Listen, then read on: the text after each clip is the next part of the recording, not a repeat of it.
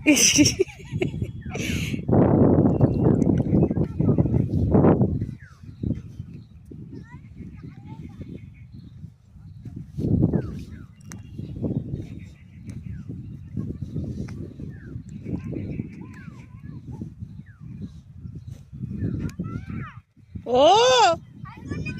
হ্যাঁ, কোন দিকে বলো তো?